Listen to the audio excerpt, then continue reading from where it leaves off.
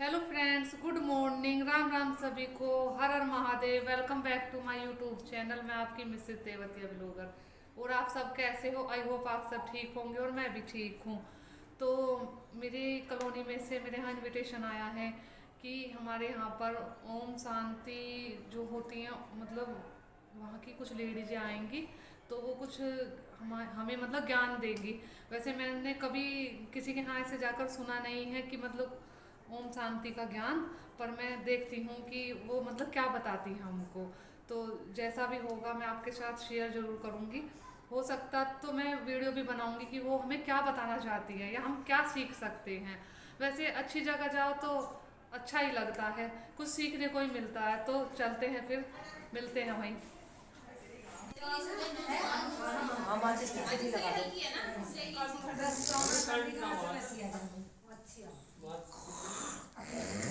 ना तो सही हो रहा है, पेचकस ले लो, पेचकस ना एक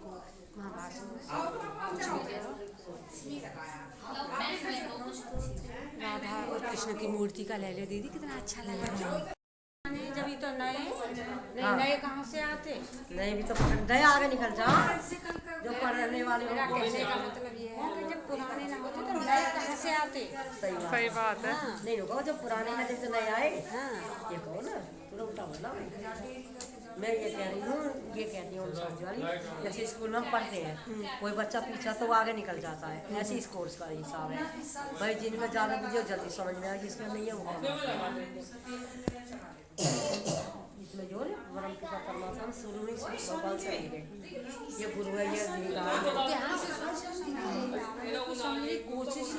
हाँ ये जो हाँ, ये ज्ञान ही हमारे काम आता है। एक बार एक व्यापारी था, वो अपने बच्चे को जन्म देके कहीं व्यापार पे चला गया। 20 साल बाद वो अपने घर लौट रहा था तो एक व्यक्ति उसको विद्वान मिला और उस विद्वान ने उसको कहा कि आपके इस नगर में कोई ज्ञान खरीद ही नहीं रहा, किसको ज्ञान की जरूरत ही नहीं है। बोले ऐसे कैसे हो गया? बोला मैं इतना विद्वान बिना किसी को ज्ञान दिए खाली जा रहा हूँ। तो उसको कहा कि लाओ आप मेरे को अपने ज्ञान की एक बात सुनाओ। बोले इसका आपको मूल्य चुकाना पड़ेगा। कहा ये लो आप 500 रुपये, मेरे को एक ज्ञान की बात सुना। कहा कि कोई भी काम करने से पहले आप सोच लेना, एकदम से एग्रेसिव होके उत्तेजित होके कोई काम नहीं करना। कोई काम करने से पहले 2 मिनट सोचना जरूर। अब उसने वो ज्ञान खरीद लिया, वो अपने घर चला गया। उसने देखा कि उसकी पत्नी के पास कोई युवक सो रहा है। उसको बड़ा गुस्सा आया। कहा मैं बाहर व्यापार करता हूँ और ये यहाँ ये काम करती है।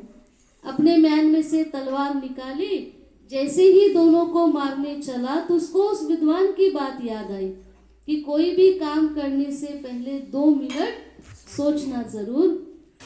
गांव में और शहर में फैल जाती है, वो वेव्स जाएगी कहाँ।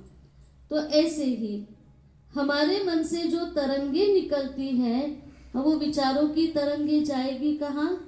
वो धीरे धीरे हमारे घर में बाहर भी फैलती जाती हैं। इसलिए आप देखो किसी किसी के घर में जाकर मन लगता है और किसी किसी के घर में जाकर ऐसे लगता है बस चलो। आप क्या कहते हो? उनके घर गए ना, हमारा मन नहीं लगा। क्यों नहीं लगा? हम जैसा सोचते हैं, हम जैसा कर्म करते हैं, जैसी हमारी वृत्ति होती है, उसका वातावरण कहाँ फैलता है? इस वातावरण में फैलता है। से जब भी घर का ओपनिंग करते हैं, उद्घाटन करते हैं, तो हवन जरूर करते हैं। या फिर नवरात्रि आती है तो कहेंगे अब के हम घर में हवन करेंगे। वह हवन क्यों करते हैं? हवन से निकलने वाला जो वाइब्रेशन है, हवन से निकलने वाला जो धुआं है, वो हमारे घर के नेगेटिविटी को बाहर कर देता है और कुछ समय के लिए बाहर की नेगेटिविटी को घर में आने से रोक देता है। अब आपने हवन किया, 8-10 दिन के बाद अगर उस हवन की वेव्स घर से निकल गई तो फिर आपके लिए क्या है? जो बाहर की नेगेटिव याद रखा और फिर क्या कहा? झूठी काया झूठी माया झूठा सब संसार है। और किसी ने अगर हमसे कहा झूठ छोड़ दो हम छोड़ देंगे, क्योंकि सच्चाई का जब तक हमें पता न चले तब तक हम झूठ को छोड़ कैसे सकते हैं। और सत्य यह है कि मैं शरीर नहीं बल्कि चेतन शक्ति आत्मा हूँ। एक राजा सबका चाहता था, सब उसको चाहते थे। रोज राजा प्रजा के घर में जाता था और सब बड़े खुश थे। एक दिन राजा मर गया तो मंत्री ने कहा कि बोलो भाई, आज राजा मर गया तो आज राजा को कौन अपने घर में रखेगा, कौन ले जाएगा।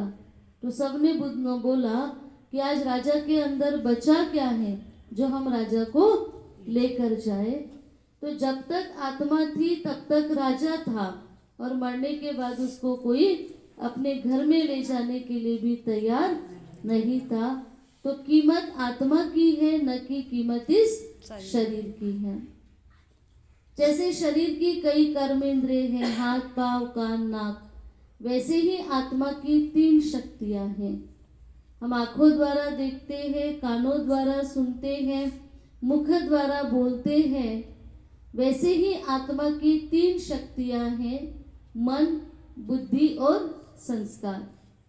मन का काम है सोचना। आप यहाँ बैठे हो, कि आपका मन यहाँ है? किसी का है, किसी का नहीं भी है। किसी को सत्संग सुना समझ में आ रहा है, किसी का मन अभी भी कहीं न कहीं बाहर है, चाहे घर में है, बच्चों में है, क्योंकि मन का काम है सोचना। मन सोचता है, कभी कम सोचता है, कभी ज्यादा सोचता है। जब हम ज्यादा सोचते हैं तो उसी को हम तनाव कहते हैं, और जब जरूरत से ज्यादा सोचते हैं तो वो सोच ही हमारी सिर दर्द का रूप ले लेती है। से वैसे किसी का सिर दर्द नहीं होता है, पर जब कहीं झगड़ा होता है, जब ज्यादा सोचते हैं तो हमारे क्या हो जाता है, सिर में दर्द हो जाता है। तनाव कोई बीमारी नहीं है, डिप्रेशन कोई बीमारी नहीं है। आजकल डॉक्टर भी कहते हैं इनको डिप्रेशन हो गया। अब डिप्रेशन कोई बीमारी नहीं है। जब हम अपने मन से जरूरत से ज्यादा सोचते हैं तो ज्यादा सोच ही तनाव और डिप्रेशन का रूप ले लेता है। और डिप्रेशन पर और तनाव पर आज तक भी कोई दवाई नहीं निकली। डॉक्टर हमें नींद की गोलियां दे देता है, थोड़े समय के लिए हम सो जाते, हमारे मन रिलैक्स हो जाता है, फिर वही सोच हम सोचना शुरू। तो फ्रेंड्स, मैं अब आ गई हूँ अपने घर। बहुत अच्छा ज्ञान दिया उन्होंने, तो अब मैं अपने घर का काम कर लेती हूँ। मेरे बच्चे भी आ गए हैं, खाना बना के ही गई थी तो खाना तो उन्होंने खा लिया। अब घर का काम देख लेते हैं। तो अपना ध्यान रखना, स्वस्थ रहना और मस्त रहना। मिलते हैं नए ब्लॉग के साथ। जो पुराने हैं वो लाइक कर दिया करो, जो नए हैं वो लाइक एंड सब्सक्राइब दोनों कर दिया करो। तो बाय बाय, टेक केयर, अपना ध्यान रखना।